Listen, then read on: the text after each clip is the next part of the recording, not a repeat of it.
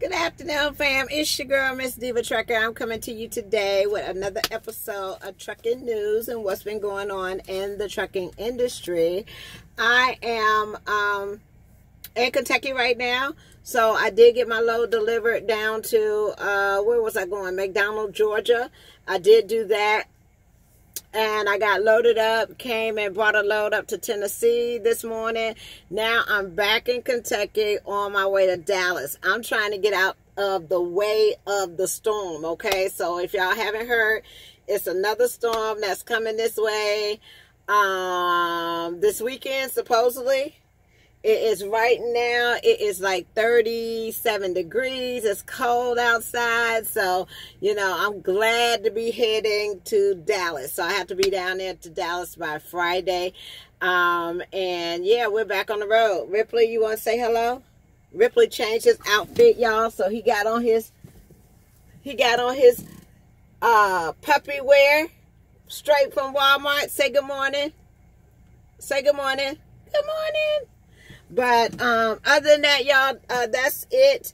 Don't forget, if you haven't had a chance to do so and you would like to help out with the march with the Make-A-Wish Foundation for the truck convoy that I'm going to be attending in May, please do that.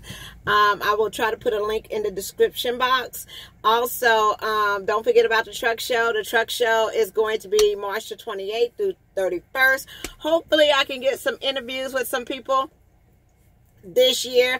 I'm going to be reaching out to some vendors. Hopefully I can get some interviews. If you're interested in me coming by your booth or stopping by your booth to interview you for my channel, please let me know, inbox me. But I am getting that lined up. You're able to see all the vendors. If you go to the Louisville, Kentucky, the MATS page, you are able to see all the vendors that are going to be there, okay? So it's a lot of people, So this is one of the biggest. They're going to have a big old truck contest out there as well. So I plan on being there. Whether I'm going to stay at the parking lot or not, I don't know. I was thinking about getting like an RV and hang out down there, but I don't know. I don't think so. I might just, you know me, got to be either Airbnb, a hotel, or somewhere. But yeah, I hope to see everybody there. What else? Trucking news. Let's see what's going on in the trucking news today, y'all. Let me see. Oh, a trucking family is needing help. A 14-year-old boy went missing at the Flying J about 1:00 p.m. on Sunday in Temple, Georgia. He was riding on a truck with his dad, and his dad was still in the shower, and he took off. They said that they seen him, or he used the pilot car like on the 13th, somewhere around there in Georgia, but they have a lookout for this 14-year-old boy, that, they said that he had like behavioral issues. So he was on a truck with his dad because he was having behavior issues. They don't think anybody stole him or anything like that. They think that he's a runaway. So he's on the missing, children alert for if anybody sees this 14-year-old boy, to notify the Temple Police Department so, you know, he can get back home with his family. Let me see. They said the last time they saw him, he checked into a pilot on like the 13th or something, and he said when one of the workers went to go run after him or catch him or whatever the case may be, and the boy took off.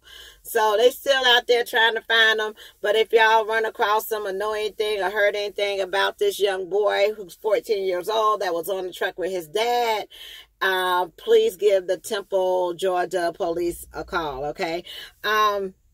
Let's see. We got a man facing felony charges about lying, being hit by 2 semi-trucks in Utah, okay? Like, he went out there, and I guess the truck was gone, and he laid out and called the police and told the police a milk truck hit him one night. Then he told the police another truck hit him another night. So the second night he called, and they took him to the hospital. He refused to walk and all this kind of stuff. And he was talking about the 18-wheelers had hit him and things like that. And when they found out that he filed a false report, they charged him with 2 felonies. Okay, so they said that, you know, when they took him and they tried to arrest him, he tried to take off running and all this kind of stuff. So you can't say that you was hit by an 18-wheeler truck and you really wasn't hit by an 18-wheeler truck. You go to jail for felony. All right. What else?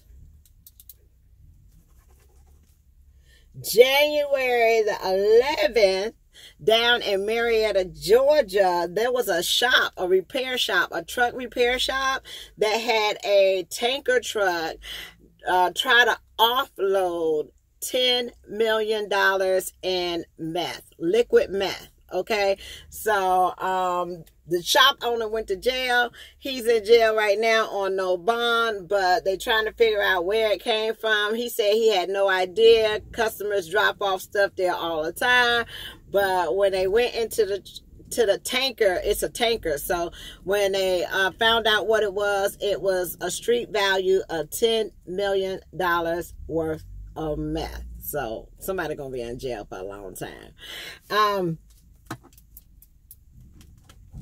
In Arizona, I think it was Arizona, Flagstaff. I want to say Flagstaff, Arizona. There was a tanker truck that turned over full of liquid chocolate. So last week, if you was on I-40, I think in Flagstaff, Arizona by exit 211, you was held up for a minute because a tanker truck worth thousands and thousands of chocolate, liquid chocolate, spilled all over into the river of Arizona. So they had a long time in the process trying to clean that up, honey. But they called it a sweet cleanup. But that's why the highway was shut down last week on I-40 at exit 211. Next thing is OOIDA is suing Indiana. Why? Because they raised the tolls for Class 5 vehicles. The toll for passengers have not been raised, okay? But the toll from, I think it was October 2018, they raised the toll. And for now in Indiana, it used to be an average cost of like $44 to get across Indiana toll. Now it's like $60-something. So they raised the toll 35%, and independent drivers don't think that is right, you know, because you on the operator, you got to pay your own toll. So now every time you go across Indiana, instead of paying $44, you're paying $60. So OOIDA filed a suit against Indiana January the 9th, I think it was, for the hike in the toll charges. So we're going to look and see how that turns out later on. But yeah, that's what they're doing. What else? Victory for misclassified independent workers, misclassified workers. Okay. In California, I don't know if y'all heard that, you know, there was a lawsuit that was brought against the port that, the port drivers was underpaid. They was misclassified. They was calling them independent contractors, and they really wasn't independent contractors. They was employees. So what happens when you get caught with classifying independent employees as independent contractors? You pay a hefty fine, and you pay back pay for all that time that you misclassified them. So that's why you always have to be careful how you classify your employees or your independent contractors, because if a group of them get together and they sue you and you can't prove that they was independent contractors, then you're going to owe them a lot of money. Okay, so the people that work for Cal Cartridge and NFI, but this happened before NFI brought Cal Cartridge, they had the lawsuit. 24 4 drivers got together out there in California, and they sued NFI and Cal Cartridge for being misclassified employees, and they won a lawsuit. They won a lawsuit of almost $6 million in back pay, okay, for the port. So, and they got a whole lot of other companies that was at the port that has to pay back fines as well. So you have to be very careful when you, put people as independent contractors and they're actually employees, because if a group of them get together and decide to sue you, you may be owing them some back money in employment fines and stuff, and wages, okay? Because that is a big thing, misclassifying employees. Okay. Don't forget that, you know, this is a new year. Everybody's getting ready to sign up for school. I got, think about almost 10, 16 people waiting, going to school, trying to get their stuff together. And the easiest thing is, y'all, I always tell you, get your permit first. All 3 schools that I have, you must have your permit in order to go, okay? You have to have that permit. Once you do that, you know, decide, orientation is every Monday. Decide that you're ready to go, and expect to be gone for about 2 months, okay? Because it's going to take you a month to get that CDL almost, and it's going to take you a month out there on the road with a trainer, and then you have to allow time for any setbacks or anything like that, okay? So I'm always available to help guide you through that process. My phone number is 800-620-9235. You can give me a call, and I can tell you what I have available, and also get you ready to go. I have a couple of schools that are filled to the max, okay? So I got people on waiting lists trying to get in school. They are filled to the max. So, but I may have to rearrange some people, try to get them in other schools in other states. Everybody wants to go to school close to home. My biggest place right now that I'm getting people going to school is Georgia. Georgia, I'm getting a lot of people. I'm getting a lot of people out of Texas. I'm getting a lot of people out of Florida, California. Those are my biggest places that I'm getting. Some Louisiana and Mississippi, but mainly in the South is where I'm getting. Oh, New York was big at one time. I got a lot of phone calls from New York about people going to school. But the biggest thing that you could do is go and get that CDL permit, study online, go down there, take that test, and have that in hand, so you will be one step closer to getting ready to go, okay?